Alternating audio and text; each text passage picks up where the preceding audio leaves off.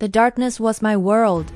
For 8 years, the only light I saw was the sliver under the heavy oak door. The only sound was the scuttling of unseen things in the corners and the distant muffled footsteps of the family living above me. My name is Ethan, and this basement was my prison. I was 10 when they took me.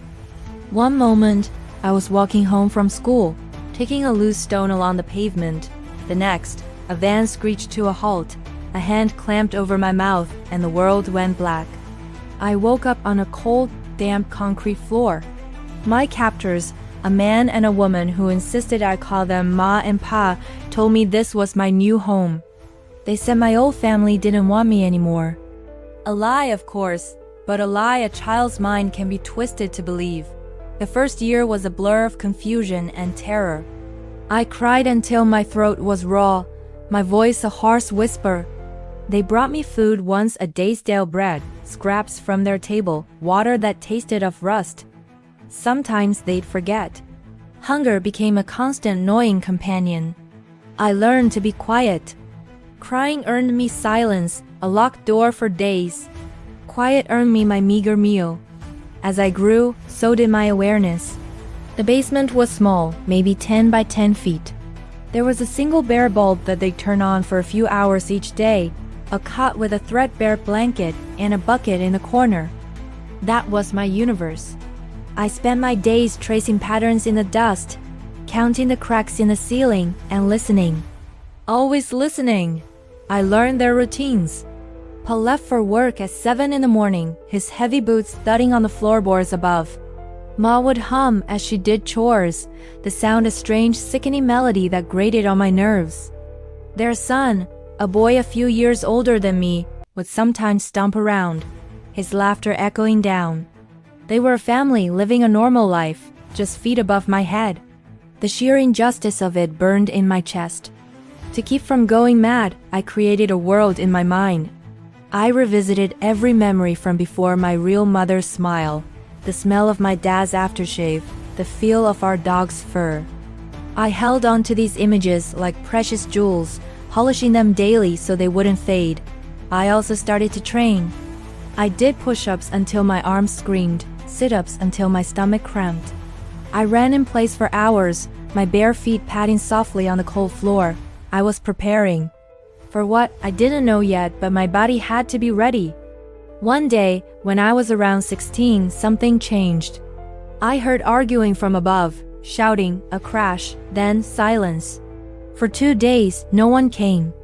The hunger was agonizing, but the silence was worse. On the 3rd day, the door creaked open. It was Ma. Her face was bruised, her eyes red and swollen. She threw a loaf of bread at my feet and slammed the door without a word. From then on, Pa was gone. I never heard his heavy boots again. It was just meal and the sun. Her visits became more erratic.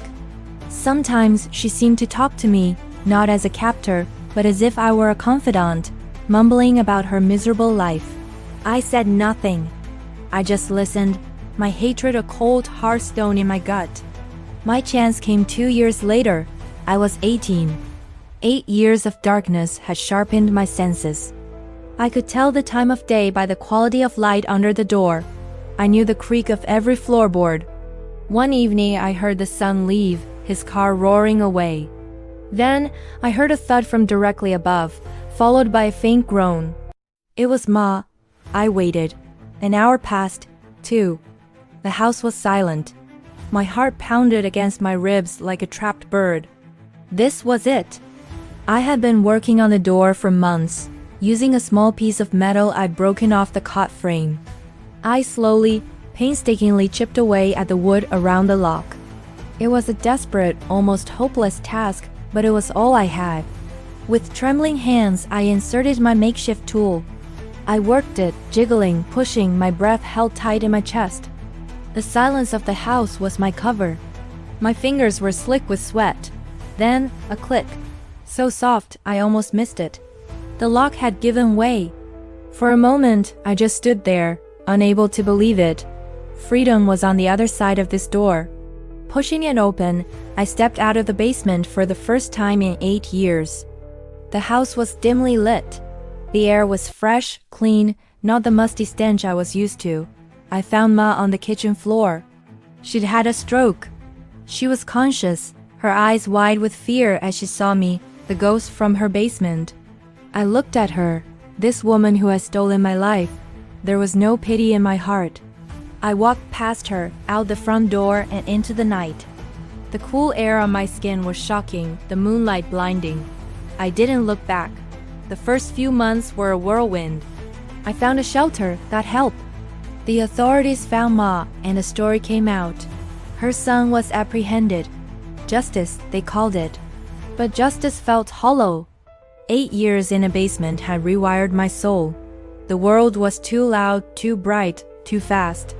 People's kindness felt suspicious. But the fire that kept me alive in that cellar hadn't gone out.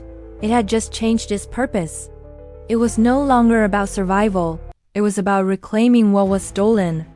They tried to break me, to erase me, but they failed. They created something else instead. Something stronger, harder, and infinitely more patient. They thought the story ended with my escape. They were wrong. The story was just beginning. They took my childhood, and I'm going to take everything from them. Not with locks and chains, but by living, by being seen, by telling my story and ensuring their names are forever tied to the monster they created in their basement. My revenge won't be a moment of violence. It will be the rest of my life, lived freely while they rot away, forgotten in their own kind of darkness. And I will never, ever let them forget the boy who came back from the dead. Thanks for listening to my story. It's important for these things to be heard.